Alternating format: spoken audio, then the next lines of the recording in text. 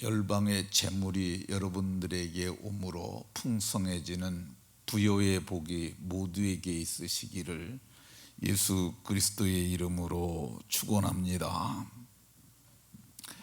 바울 사도께서는 만세와 만대전으로부터 감추어졌던 그 비밀이 이제 그의 성도들 곧 우리들에게 나타났는데, 그 비밀이 어디 계시냐? 너희 안에 계신 그리스도인데, 그 그리스도로 말미암아서 이방인들에게 풍성하게 나타남을 말씀합니다. 각양의 풍성이 있는데, 지금 오늘 새벽에 세 번째로 물질이 풍성해지는 것에 대해서 말을 조금 더 하려고 합니다. 이 이방인들에게 재물이 풍성해지는 이유가 뭐냐? 그것은 하나님께서 저들에게 심을 것을 주셔서 거두게 하심으로 풍성해짐을 말씀하고 있습니다. 하나님께서 우리에게 풍성한 것을 주셔서, 이 심을 것을 주셔서 그것을 거둠으로 풍성해지는 것이죠. 하나님께서 어떻게 풍성하게 하실까? 하나님께서 우리 마음속에 기쁘신 뜻을 주시는데, 그분의 기쁘신 뜻을 위해서 우리 마음에 소원을 두고 행하게 하십니다. 그러니까 선한 일을 하고자 하는 마음의 열망이 있어요. 그 열망이 있게 되면 그때부터 부요가 시작된다고 봐도 틀리지 않습니다. 그러면 하나님께서 주시는 풍성함의 복, 부요의 복을 누리려면 어떻게 해야 되느냐? 기회 있을 때마다 착한 일을 해야 합니다. 기회가 주어졌다고 생각하면 움켜쥐지 말고 좀 손을 펴야 합니다. 왜 우리가 이거를 해야 되느냐? 우리가 보기에 저들이 우리에게 도움을 요청하잖아요. 근데 우리에게만 그러는 게 아니에요. 그들이 하나님께 부르짖습니다. 하나님, 캄보디아의 중고등학생들이 초등부를 졸업하면 중고등학교 가게 되는데, 저들이 가게 되면 공립학교에서 저들이 불교를 배우고 의식을 참여하게 합니다.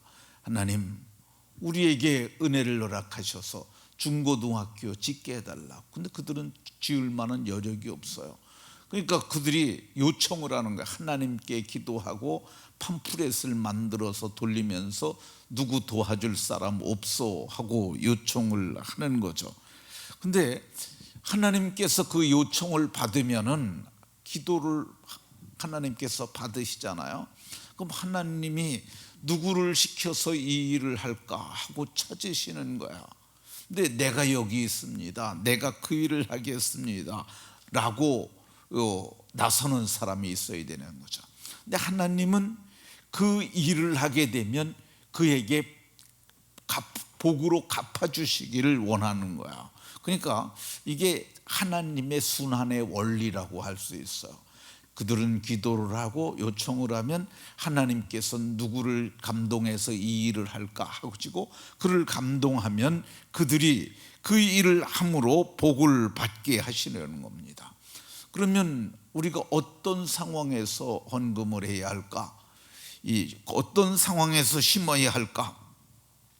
고린도후서 8장 2절은 극심한 가난이 그들의 풍성한 연보를 넘치도록, 극심한 가난 중에도 해야 하고요.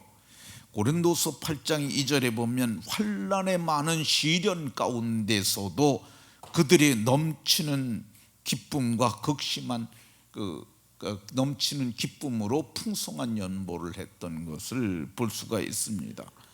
그러면 우리가 어떻게 연보를 해야 될까? 고린도후서 8장과 9장은 집에 가서 읽어보시면은 그게 연보에 관한 거예요. 성경은 고린도후서 9장 5절에서 5절, 6절, 7절을 제가 말할 건데 간단하게만 말할 겁니다. 성경은 이렇게 얘기를 합니다. 준비하여야 참 연보답고 억지로 하는 것이 아니라, 그러니까 그거를 위해서 준비해서 하라고 얘기를 하고 있고요. 많이 적게 심은 자는 적게 거두고 많이 심은 자는 많이 거두니까 마음에 정한 대로 하라고 얘기를 하고 있습니다. 어떻게 하느냐? 인색함으로나 억지로 하지 말고 즐겨내는 좋은 마음으로 하라고 이렇게 말씀합니다. 그러면 우리가 물질을 내는 것을 성경은 심는다고 표현하는데, 물질을 심으면 거두게 되는 이유가 뭘까? 우리가 자연계의 원리에서 생각해 볼 수 있습니다. 우리가 씨를 밭이 있는데 그냥 내버려 두면 그냥 밭이에요. 근데 아무것도 심지 않으면 잡초만 납니다. 근데 거기에다가 뭐든지 씨를 심으면 그때부터 씨가 이 발화를 하게 되고 그리고 자라나기 시작합니다. 그러니까 성장의 조건이 뭐냐면요, 식물 성장의 조건은 토지, 물, 공기, 이 세 요소가 있어야 하는데, 이 물과 공기는 하나님께서 성장시키기 위해서 만드신 하나님의 창조물이에요. 근데 흙도 하나님이 만드신 건데, 흙은 우리가 심어야 될 대상이라 할 수 있습니다. 그러면 씨는 뭐냐? 씨는 우리의 선행이죠. 우리가 드리는 제물입니다. 근데 이 씨도 성경은 뭐라고 얘기를 하느냐면요, 심는 자에게 씨와 먹을 양식을 주시는 이가, 그것도 사실은 하나님께서 주신 것인데, 그래서 하나님께서 주신 것을 형제 사랑하는 마음으로 심고, 또 물질을 말씀에 순종하는 마음으로 심고, 물질을 하나님을 경외하는 믿음으로 심으면 그게 식물이 발화가 되고 그것이 이제 뿌리를 내리기 시작을 합니다. 뿌리가 내리면 어떤 일이 일어나느냐? 양분을 빨아들이기 시작해요.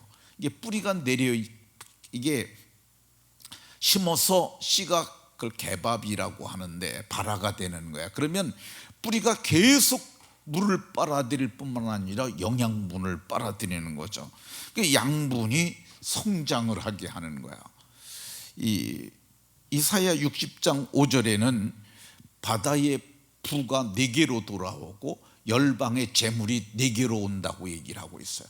뿌리가 내려서 양분을 빨아들이는 것이 심게 되는 자들에게 하나님께서 그것을 자라게 하시는 역사가 있습니다. 그건 밑에서 자라는 거야.